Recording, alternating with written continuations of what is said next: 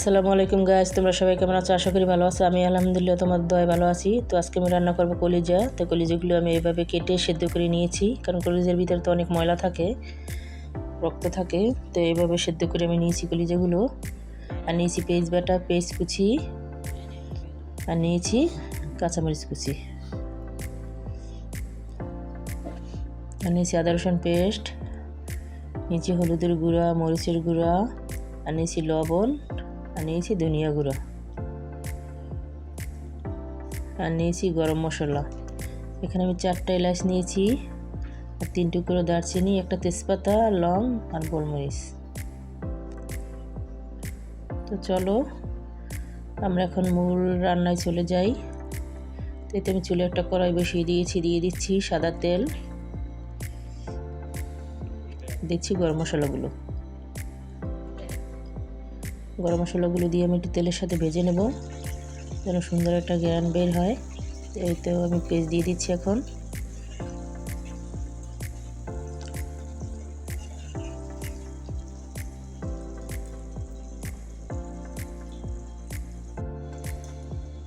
পেঁয়াজগুলো তো আমি লাল লাল করে ভেজে নিয়েছি।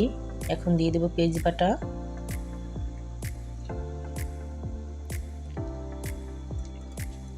এই তো আমি বাটা পেস্টটা দিয়ে দিচ্ছি, দিয়ে ভালো করে তেলের সাথে ভেজে নেব, যেন পেঁয়াজের যে একটা কাঁচা গন্ধ এটা চলে যায়। এই তো আমি পেঁয়াজগুলো ভালো করে তেলের সাথে ভেজে নিচ্ছি।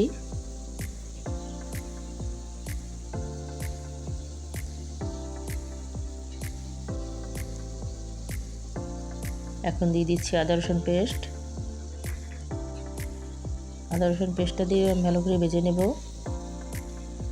যেন আদা রসুনের গন্ধটা চলে যায়।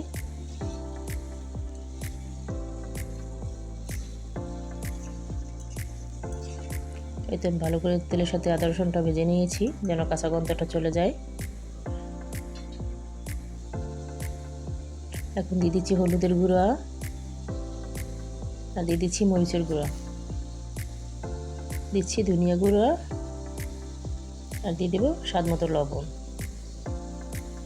দিয়ে ভালো করে মশলাটা কষিয়ে নেব।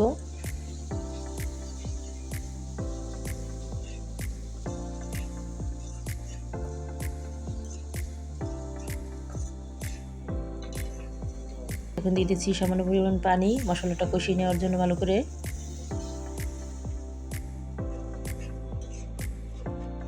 এতে দেখো আমার মশলা থেকে তেল বের হয়েছে। দিয়ে দিচ্ছি 3 টুকরো কাঁচামরিচ কুচি,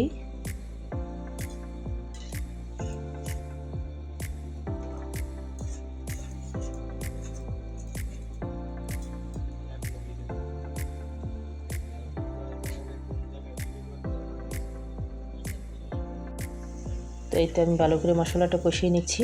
দেখো আমার মশলা থেকে তেল ছেড়ে দিয়েছে, মশলাটা কত সুন্দর কষানো হয়েছে। এতে আমি এখনও কষিয়ে নিচ্ছি মশলাটা।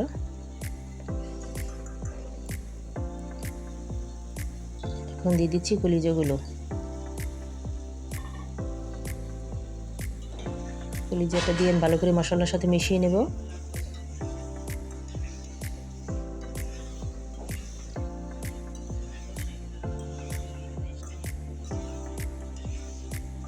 এই তো আমি ভালো করে মশলার সাথে কলিজাগুলো মিশিয়ে নিচ্ছি।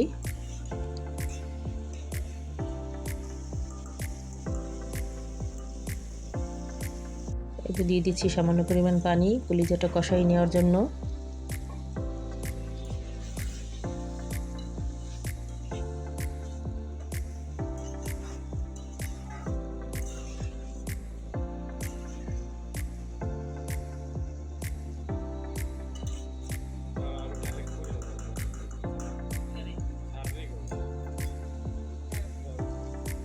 আমি একটু ঢেকে দিয়েছি, ঢাকনাটা উঠিয়ে এখন ভালো করে নেড়েচেড়ে নেব।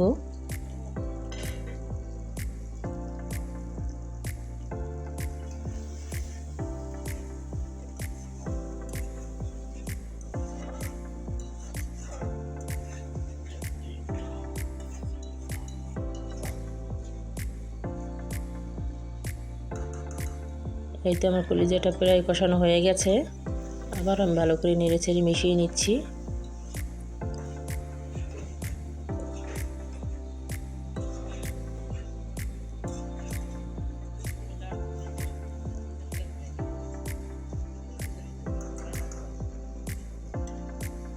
তাই আমি ঝোলের জন্য পানি অ্যাড করে দিচ্ছি। আমি কলিজাটা ভুনো ভুনো করবো, তার জন্য বেশি একটা ঝোল দেব না। এই তো আমি এতটুকুই ঝোল দিয়েছি। এটা দিয়ে কলিজাটা আমি ভুনো করে নেব। ঝোল দিয়ে আমি ভালো করে নেড়েচেড়ে মিশিয়ে নিচ্ছি।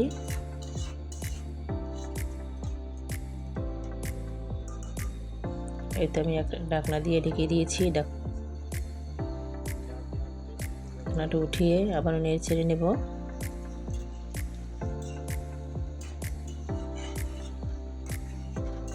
দেখো তরকারি কালারটা কত সুন্দর হয়েছে।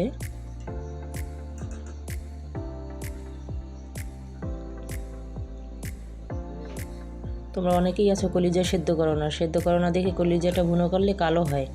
কলিজাটা সেদ্ধ করে নেবা, তাহলে এরকম সুন্দর রং আসবে তরকারির, কালো হবে না।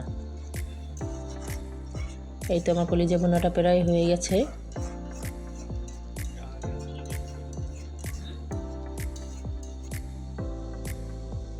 তো এই তো ভাজা জিরের গুঁড়োটা আমি দিয়ে দিয়েছি, এখন ভালো করে মিশিয়ে নেব। এই তো আমি নেড়েচেড়ে মিশিয়ে নিচ্ছি।